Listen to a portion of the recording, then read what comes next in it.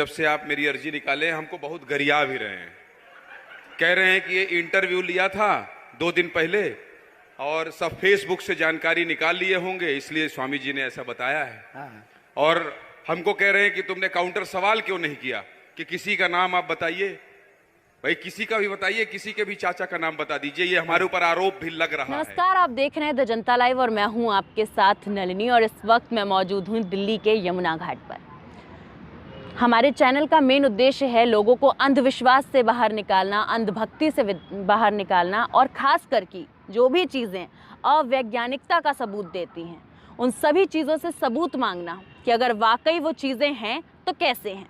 चमत्कार, ढोंग, बाबाओं सबसे बाहर निकालना लोगों को। इतना ही नहीं, लोगों में जातिवाद खत्म करना और समता और समानता की भावना लाना। हमारा उद्देश्य है कि सभी लोगों को एक भाव से जोड़कर रखना और समाज में जो भी कुरीतियां हैं उनसे लोगों को बाहर निकालना। हाल ही में लगातार देश में एक मुद्दे ने बहुत तूल पकड़ लिया है जो कि अंधविश्वास से जुड़ा है। मुद्दा है बागेश्वर धाम के धीरेन्द्र शास्त्री का। जब नागपुर वो पहुंचे, अपना दिव्य दरबार उन्होंने नहीं लगाया तो उसको लेकर कई सवाल उठते नजर आए कि बाबा नागपुर से भाग क्यों निकले। श्याम मानव सर, ये वो हस्ती हैं जिन्होंने धीरेन्द्र शास्त्री को एक चुनौती दे डाली कि भैया अगर आप चमत्कार दिखा पाते हैं तो चमत्कार दिखाइए, हम आपको चुनौती देते हैं, लेकिन आदमी 10 हमारे होंगे, आपको चमत्कार दिखाना होगा। और अगर आप चमत्कार दिखाने में सिद्ध नहीं कर पाते हैं तो आप पर FIR दर्ज होगी। ऐसे में बाबा डरे और नागपुर से भाग निकले। चमत्कार तो दिखाया नहीं। चमत्कार की खास बात यह थी कि अगर बाबा चमत्कार सिद्ध कर देते तो बाबा को 30 लाख की इनामी राशि भी दी जाती, लेकिन बाबा ने ऐसा कुछ नहीं किया, उस चैलेंज को स्वीकार नहीं किया और बाबा वहां से भागकर रायपुर वापस पहुंच गए। बाबा के स्वर नागपुर में तो नहीं सुनाई दिए, मगर रायपुर पहुंचने के बाद बाबा के स्वर बड़े तंज कसने वाले नजर आए। बाबा की भाषा, शास्त्री साहब की भाषा शैलियां बदल गईं। किस तरीके से वो बात करते नजर आए, लगातार एक के बाद एक उनके नए नए वीडियोस सामने आ रहे हैं। अब इसी वीडियोस की श्रृंखला में और अंधविश्वास की श्रृंखला में ABP न्यूज़ का एक रिपोर्टर उनके पास पहुंचा जो एक दिन पहले तक इंटरव्यू ले रहा था, दूसरे दिन बाबा के धाम में पहुंचा और उसने भी नतमस्तक कर दिया कि बाबा की जय हो। मैं एक पत्रकार होने के नाते ये कहता हूं कि बाबा वाकई चमत्कार। हमारे भाई का नाम राघवेंद्र तिवारी है। जी गुरुजी, एक पत्रकार होने के नाते मैं ये कह रहा हूं, आचार्य धीरेन्द्र शास्त्री की जय। क्या तुम्हारे भाई ने अभी मकान बनवाया है? जी, गृह प्रवेश किया है 2 दिन क्या पहले। तुम्हारी भतीजी का नाम अभिषी है? हमारे देश में संविधान में भारत में मीडिया को चौथा स्तंभ माना जाता है और कहा जाता है कि मीडिया का मेन काम है लोगों की आवाज़ उठाना, लोगों की बात सरकार तक पहुंचाना और हर उस मुद्दे पे बात करना जिस पे लोग खुद के लिए बात नहीं कर पा रहे हैं, लोगों को अंधविश्वास से बाहर निकालना, अंधशक्ति से बाहर निकालना। मगर जब ये मीडिया ही लगातार अपने फ़ायदे के लिए, TRP के लिए ज़ोर शोर से मामले को, मुद्दे को अलग अलग हेडलाइंस के साथ चलाने लगे तो क्या होता है। इसी श्रृंखला में कुछ मीडिया चैनलों ने TRP बटोरने के लिए और सुर्खियां बटोरने के लिए बागेश्वर धाम पे हेडलाइंस चलाना शुरू की।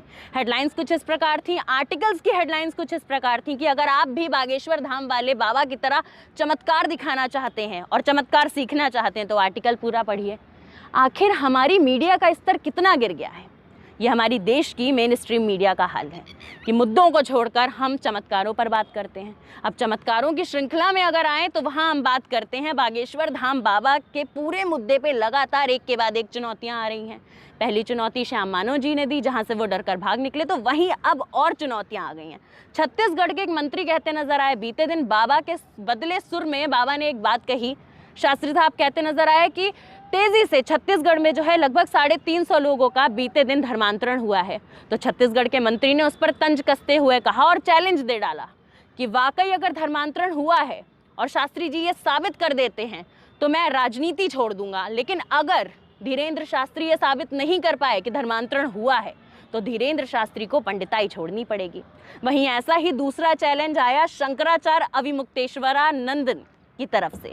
उन्होंने कहा अगर वाकई बाबा चमत्कारी हैं तो बाबा क्यों नहीं जोशीमठ में आई हुई दरारों को वापस से अपने चमत्कार से भर देते हैं, लोगों का भला हो जाएगा।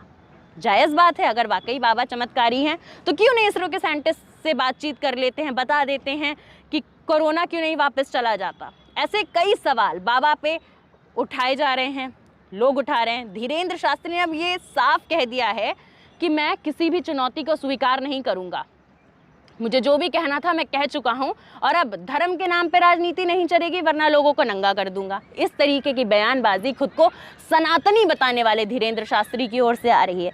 वहीं ये पहली बार नहीं है जब इस तरह के बाबाओं की पोल खुल रही है।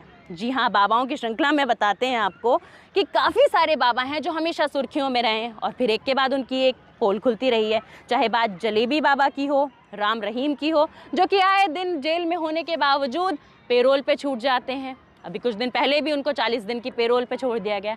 अब सोचना ये है कि उनके सर पे वाकई किसका हाथ है जो इतने संगीन इल्ज़ाम आरोप सिद्ध होने के बाद भी वो जेल से छूट जाते हैं। आशाराम, यह बात निर्मल बाबा की करें। अब निर्मल बाबा की तो क्या ही बात करूं।